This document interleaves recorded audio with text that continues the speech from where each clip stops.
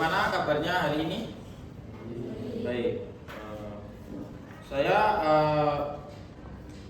akan mengabsen ya hari ini yang tidak berangkat di kelas 11 siapa saja.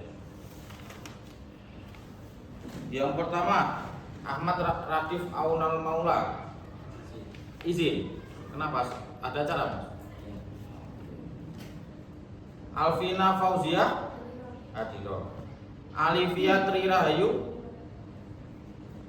Devi Maulida. Eka Duratun Nasiha. Erma Erviana Rahmawati. Filma Ramadhani Hamdah. Hisyam Mutahar. Ima Alfiana Nur Aini. Muhammad Anwar Maulidi. Muhammad Fardan Adityansyah Saki. Nur Muhammad Anik. Putri Nazilatur Rahmania. Via Ananda Dewi. Widya Ayu Ramadhani. Berarti yang tidak berangkat. Wafi berangkat tak? Wafi berangkat tak?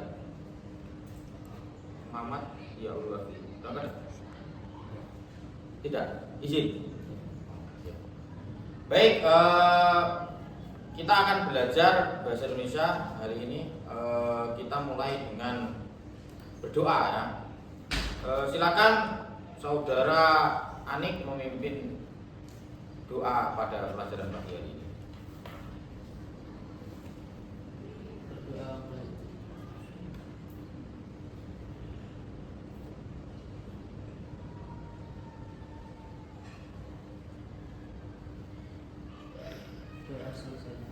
Terima kasih dari saudara Anik yang sudah memimpin doa.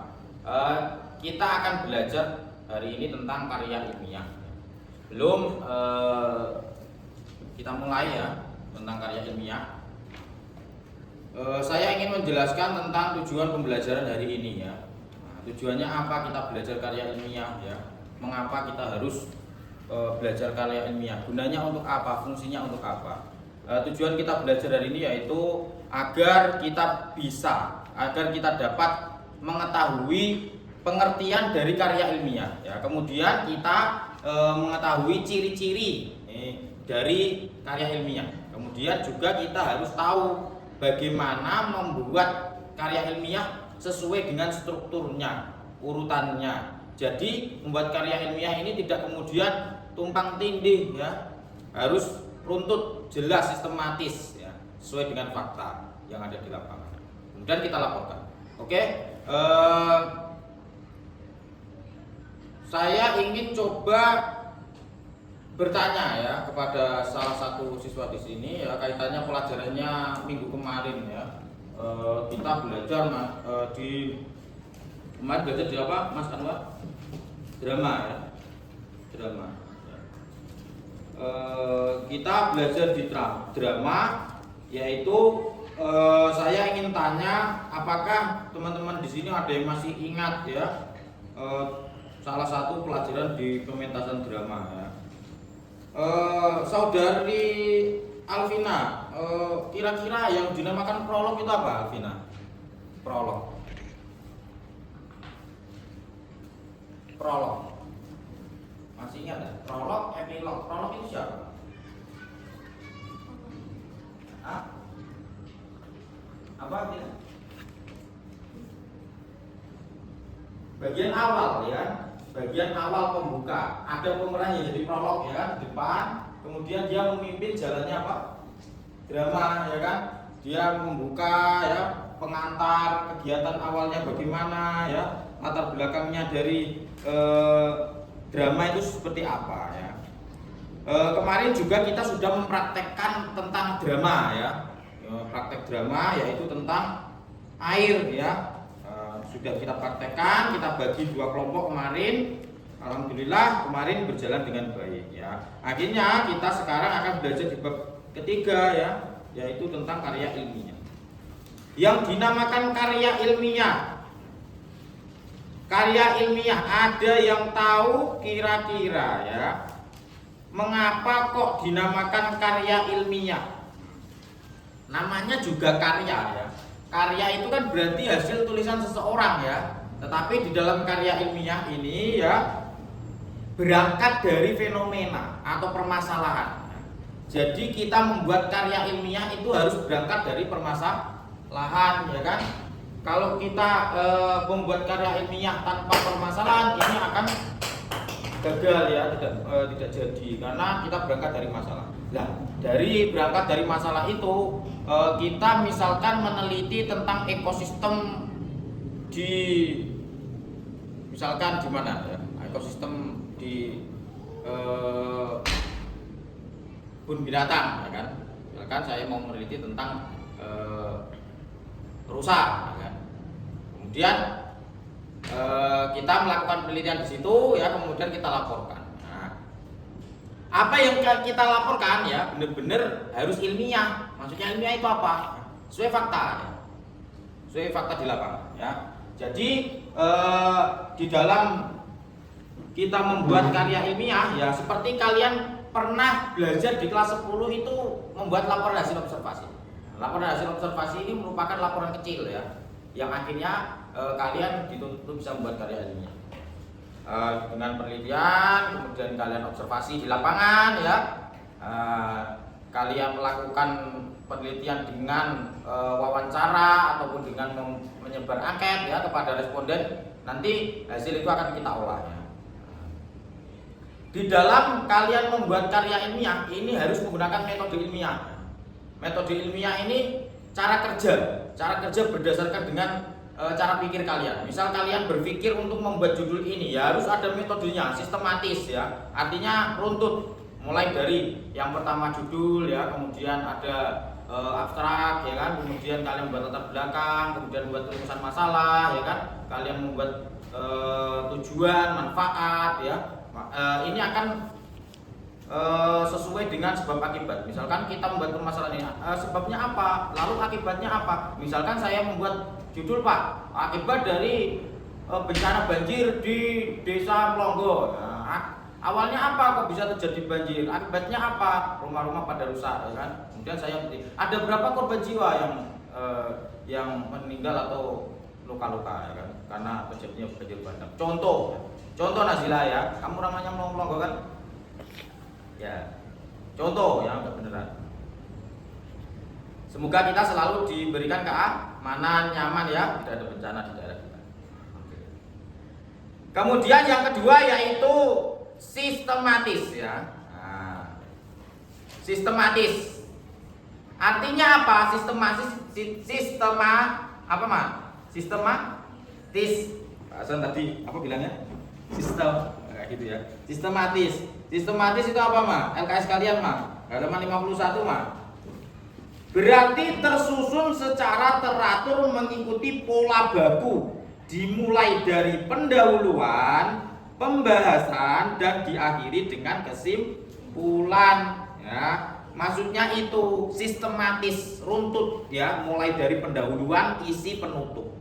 Nah, nanti kita ini baru belajar ciri-cirinya. Nanti kita akan belajar tentang strukturnya. Nah, dari struktur itu akan dibagi menjadi beberapa bagian ya.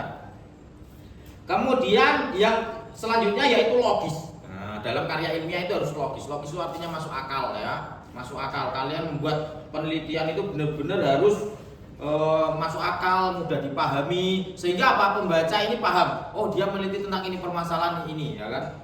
Kemudian yang selanjutnya yaitu objektif. Nah, jelas di dalam karya ilmiah, namanya juga ilmiah. Karya ilmiah itu harus objektif kan, objektif. Kemudian yang selanjutnya yaitu faktual, yaitu berarti kebenaran sesuai dengan fakta apa yang terjadi di lapangan. Faktanya, kenyataannya seperti apa. Nah, makanya di dalam karya ilmiah ini bahasanya harus rasional ya. Rasional itu artinya apa? Rasional itu sesuai dengan pikiran ya. Tidak kemudian kita menduga-duga. Kita membuat penelitian itu tidak boleh menduga-duga. Sepertinya ini Pak terjadi banjir di daerah, tidak bisa. Kalian harus rasional. Benar-benar terjadi Pak banjir di sini. Jadi tidak kemudian seperti kayaknya, sepertinya, tidak ada. Jangan menggunakan kata-kata yang seperti itu. Katanya harus pasti. Telah terjadi, sudah terjadi. Nah, jangan kayaknya, sepertinya. Misalkan Alif, Pak, Liv kemarin ada itu, ada kayak ada itu demo di daerah kamu? Sepertinya sih ada Pak, sepertinya sih ada Pak. Nah, jangan ya, itu enggak sesuai. Oke. Kemudian yaitu apa tadi? Faktual ya kan? Nah, kemudian yang selanjutnya yaitu tujuan dari karya ilmiah. Tujuan dari karya ilmiah ini untuk mempublikasikan ya karya kita. Ya, ketika kita sudah membuat karya ilmiah, kemudian kita publikasikan ya hasil karya ilmiah ini akan menjadi bermanfaat ya. Jangan ngantuk. Bisa ya. Kenapa ngantuk? Buat tenang. Siap. Siap. Kalau saya enggak siap, berangkat dari awal. Oke, kemudian ada beberapa bentuk dari karya ilmiah ya. Karya ilmiah ini ada 3. Yang pertama yaitu bentuk populer. Nah, bentuk populer itu biasanya kalian pernah lihat karya ilmiah di koran atau majalah. Kalau anak-anak sekarang itu agak keren. Jadi, Pak, saya tidak mau baca koran Pak, saya bacanya korannya online Pak, tidak baca yang koran dipegang. Saya bisa baca di handphone, kemudian saya buka kompas.com, nah, beritanya. Saya buat karya ilmiah, nah, sudah dipublikasikan di internet. Kalau dulu zaman saya kecil itu kayak orang tua, ayah ibu itu pagi-pagi ya kan, ayah terutama ya kan, pakai kacamata, kemudian pagi-pagi ada laporan ini, kemudian baca hari ini ada berita apa ya kan nih. Sekarang kalian muter aja di daerah kalian, kira-kira masih ada yang bapak-bapak pagi-pagi baca koran. Sudah jarang sekali ya kan, sudah jarang sekali. Dulu bahkan saya waktu kecil itu pernah kayak naik bis ya dari Basri kemudian ke Para, itu di lampu merah itu banyak teman-teman kita ya, teman-teman kita yang jual koran. Ini ada yang beli bapak ya. Sekarang sudah serba teknologi, jadi kita bisa akses di internet, majalah, koran sudah termaktub semuanya ya. Kita harus beli ya. Nah, kemudian yang selanjutnya yaitu bentuk semi formal ya. Bentuk semi formal ini seperti kalian membuat makalah ya. Kalau biasanya makalah ini sering menjadi makanan empuk ya, atau tugas yang sering dibuat untuk mahasiswa ya. Mahasiswa ini setiap waktu akan selalu buat makalah dan makalah. Ibarat orang makan paginya makan nasi, besoknya makan makalah. Siangnya makan makalah, sorenya makan makalah lagi. Makalah, malamnya buat makalah, paginya presentasi. Seperti itu ya. Jadi makalah itu karya ilmiah kecil ya. Mulai di situ ada pendahuluan, kemudian ada latar belakang ya, tentang masalah, kemudian ada tujuan, kemudian ada kerangka teoritis ya, kemudian ada kesimpulan ya, berupa kecil. Tetapi kalau kalian sudah membuat karya ilmiah yang lengkap ya, ini akan menjadi sebuah karya ilmiah yang berbentuk formal. Contohnya apa sih Pak Hasan? Bentuk formal itu, nah, di situ ada contohnya skripsi, tesis atau disertasi. Skripsi ini sebagai tugas akhir bagi mahasiswa S1 ya, tesis ini sebagai tugas akhir di kuliah S2, kemudian disertasi adalah tugas akhir di kuliah doktor atau S3. Saya punya contoh ya. Saya punya contoh skripsi saya. Saya pernah meneliti, ini saya jilid sampai sekarang masih bagus ya. Ini saya dulu tahun 2019 ya. Kalian mungkin masih SD atau udah SMP ya? SD. Skripsi ini ada judulnya ya. Ada judulnya. Ini ada nama saya juga ya kan. Ini saya membuat skripsi ini berbulan-bulan ya. Dimana saya membuat ini mencetak ya. Ini materi ya. Dulu ada materi 6.000, sekarang materinya 10.000 ya. Nah, hasil karya saya. Kemudian di sini ada tanda tangan dari penguji ya. Ketika kita sudah sidang, kemudian kita sudah di ACC revisinya, kemudian akan tanda tangan oleh Profesor Dr. Batasuko, Dr. ya, banyak. Kemudian ini dari halaman depannya ya. Kemudian ada nota dinas ya, kalau kita jadi ACC dari pembimbing, yang pembimbing 1, pembimbing 2. Kemudian abstrak ya, saya membuat abstrak ya kan, seperti KDLKS kalian itu abstrak. Kemudian saya setelah abstrak saya membuat, kelihatan enggak Mas? Itu moto saya ya. Fa inna ma'al usri yusra, inna ma'al usri yusra. Kalian sudah tahu artinya ya. Kalau lagi Anwar ya kan. Setiap apa kan? Sungguhnya setiap apa kesulitan ada kemudahan ya. Nah, ini saya persembahkan untuk salah satu yang terakhir, ada ibu saya ya kan, kakak saya ya. Nah, dan saudara teman-teman saya yang pernah KKN ya, yang pernah seperjuangan membantu saya, daftar isi, daftar tabel ya. Nah, ini ada bab 1, bab 2 dan selanjutnya. Nah, inilah karya-karya ketika saya membuat responden. Misalkan saya membuat respondennya di sini ada berapa banyak ya. Saya olah datanya, kemudian saya buat ya. Nah, ini ada beberapa, ini ada rumus statistik ya. Nah, saya buat sampai bla bla bla bla. Ini yang terakhir saya buat daftar pustaka ya, daftar pustaka. Kemudian di terakhir saya memberikan lampiran. Siapa nama-nama yang jadi responden? Ada Muhammad Reza Maulana 9A, ini di MTS Matolib Bintang. Saya penelitian di situ di MTS. Nah, ini contoh dari skripsi ya. Kalau kalian nanti suatu saat membuat skripsi karya ilmiah ya seperti ini. Kalau saya nggak bawa yang tesis ya, karena yang tesis. Oke, saya ingin memberikan penugasan bagaimana kalian bisa memahami tentang salah satu struktur dari karya ilmiah ya. Salah satunya yaitu saya ingin kalian mencoba membuat judul dari karya ilmiah. Sebisa kalian ya, nanti kita koreksi bareng-bareng ya. Silakan membuat judul dari karya ilmiah. Individu ya, masing-masing ya.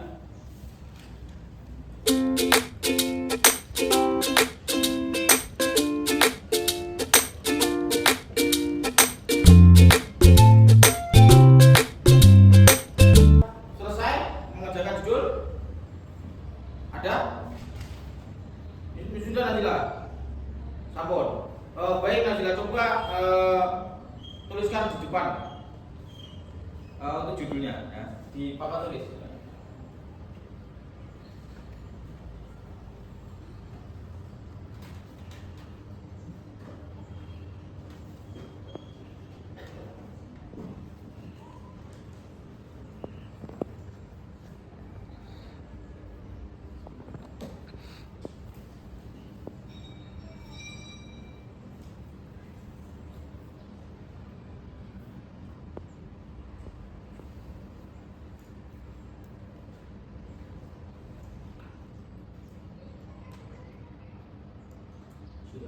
Baik, yang laki-laki siapa yang coba? Kamu Wan, silakan Wan, tulis di depan.